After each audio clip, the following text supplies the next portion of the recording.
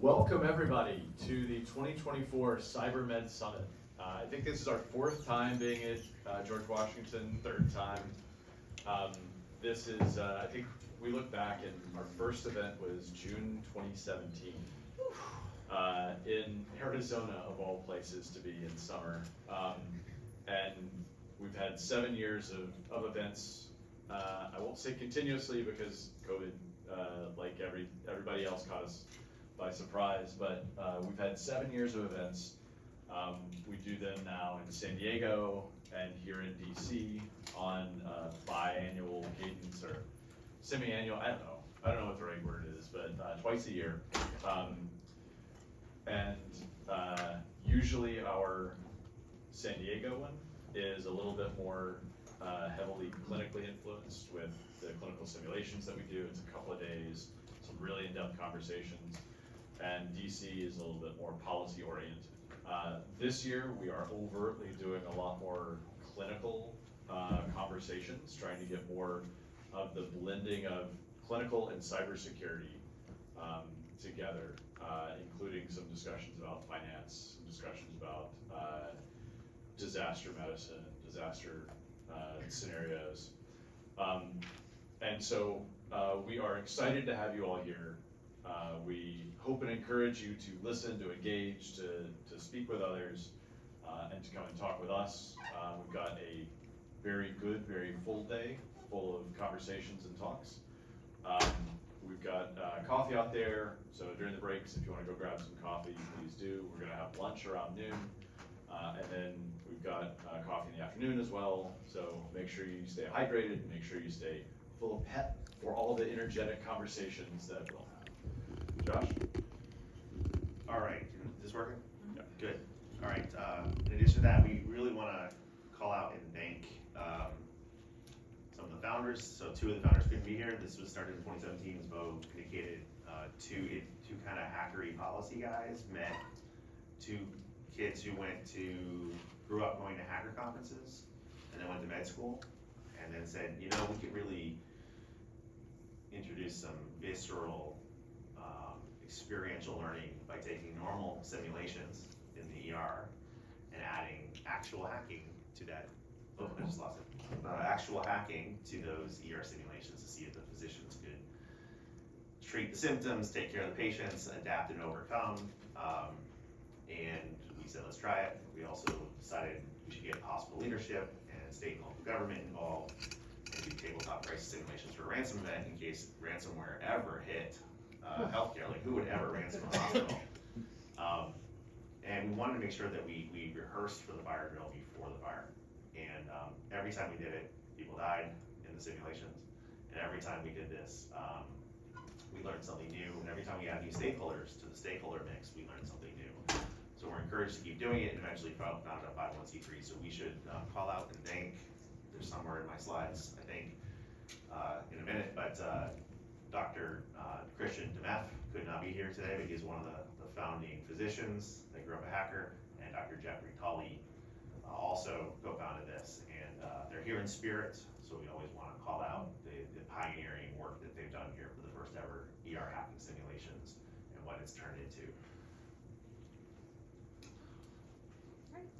Hi, I'm Natalie Sullivan. It's really nice to meet you all, and we're so excited to be hosting you all here today at GW. I'm an emergency medicine physician, and we are co-hosting this event with the Department of Computer Sciences.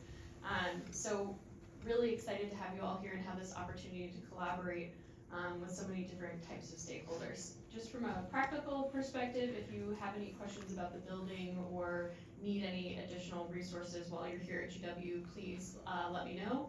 We have a whole crew of medical students and residents who are also volunteering today and are happy to help you.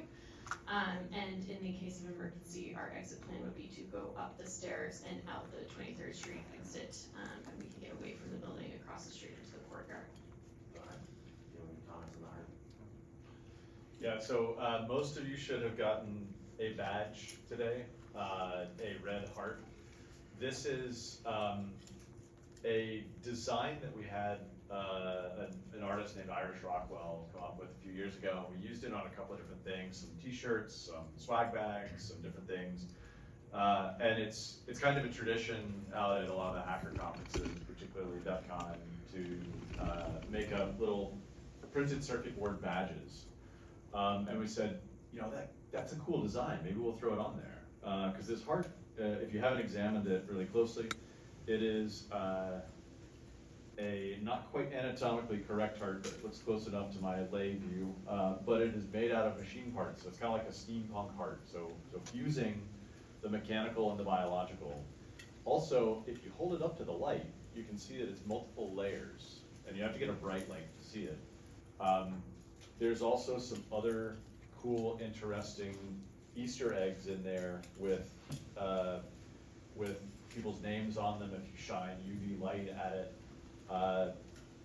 So we wanted it to be cool and fun and really neat. And one of the members of our community, she's not a hacker, but she plays one on TV, and she's gotten really into designing badges. And so we're like, hey, do you want to do a badge for us? She's like, all right, this is great.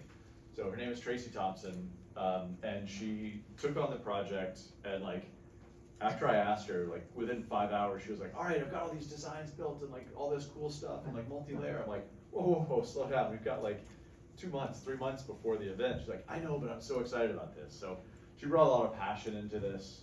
She brought a lot of care, and she brought a lot of thought and experience from designing these. So if you get a chance, take a look at it, look around, see if you can find some of the Easter eggs.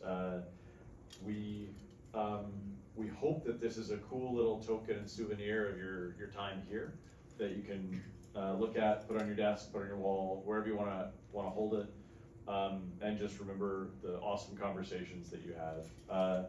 Everybody here has the CyberMed Red, or almost everybody here has the CyberMed Red.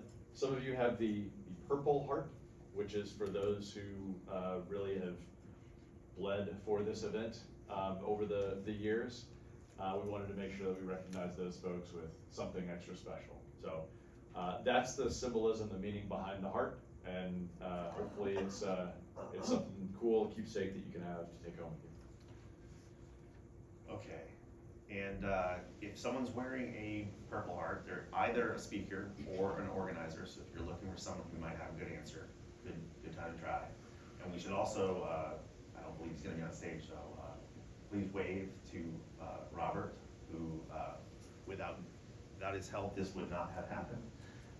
He came in clutch in our decision to make this event happen under short order and make it as good as possible. We had considered a gap year, but we knew that too much public policy was happening this year. We had to make it happen, and really grateful to GW, to everyone that sponsored thus far, and specifically to our newest MVP volunteer. So thank you.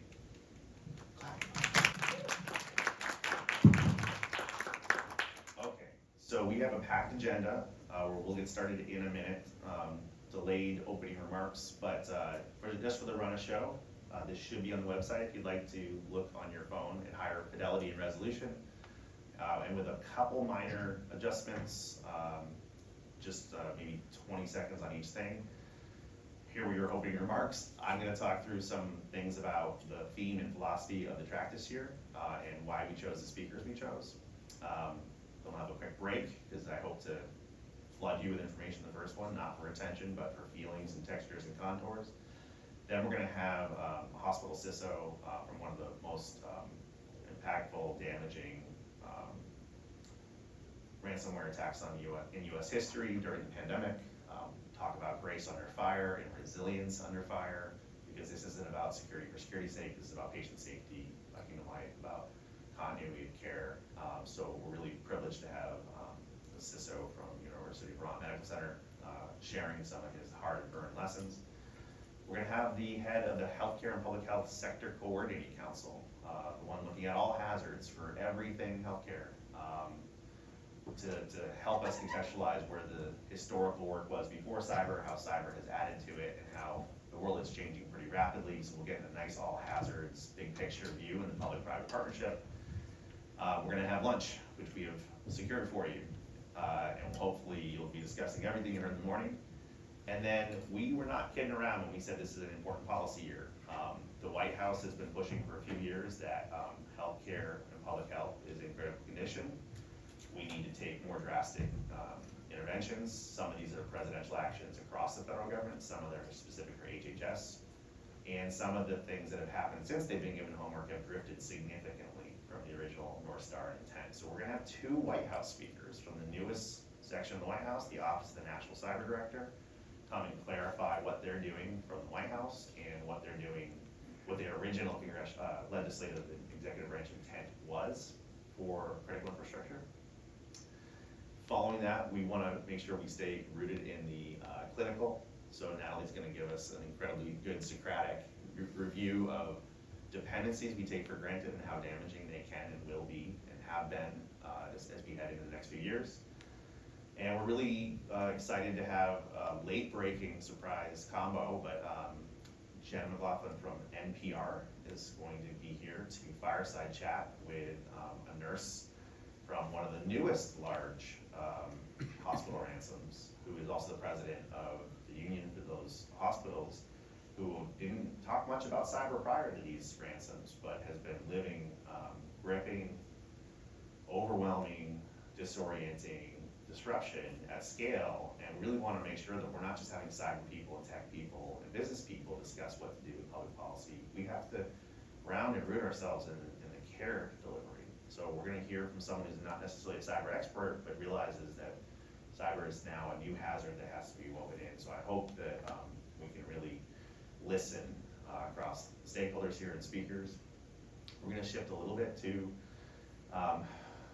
where CISA plays a role. CISA is the newest federal agency, the Cybersecurity Infrastructure Security Agency. We got the recent former chief of staff who both helped design CISA, helped implement CISA, served at CISA, and is now back in the private sector, but can maybe add a missing piece that you don't often hear from HHS before CISA was around. And then round out the day with congressional intent, where one of the most active elected officials proposing legislation is going to give us a peek at some of the proposed legislation for this year for hospitals, because we know something's coming. We had a plan of record from HHS, and Change Healthcare and Bolt Typhoon and a few other things are now calling into question if that plan is up for the job. And then lastly, speaking of said plan, we were privileged to have one of the leaders from HHS both explain what the plan of record has been since December when they revealed it, and also maybe hint at how those plans need to change in the face of the Change Healthcare disruptions and other things. So if that's fairly clear, lots of good content. We have a really distributed stakeholder group here. So don't be shy if we use jargon that you don't understand. Last night our speaker prep, everyone had some piece of jargon that someone else didn't understand. So the purpose of these multi-stakeholder summits is to meet people where they are, to use empathy, to listen more than we speak, to try to learn something new.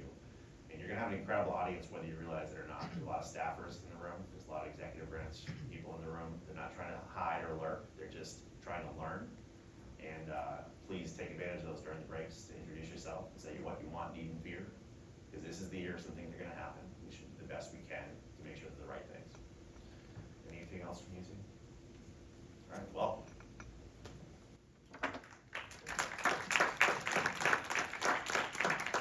Yes. Is news here, or is this public recordable? That's a great question. So to repeat, we do have mics for the audience if we need to get them on the record. Is there any press here? One of the speakers is press. This is considered an open event that did dictate which Congress people couldn't come and which govies couldn't speak.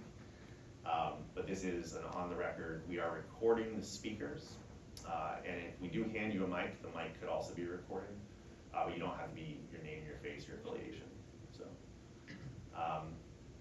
if there's a need to do so, great. And over here is Josh, different Josh, who is recording. If he likes to get view footage, he likes to interview people during the breaks. If you're one of the speakers or would like to speak with him, just know he can record. He will not record without your consent. He did some really good footage last year that we were able to splice together into some sizzle reels and whatnot.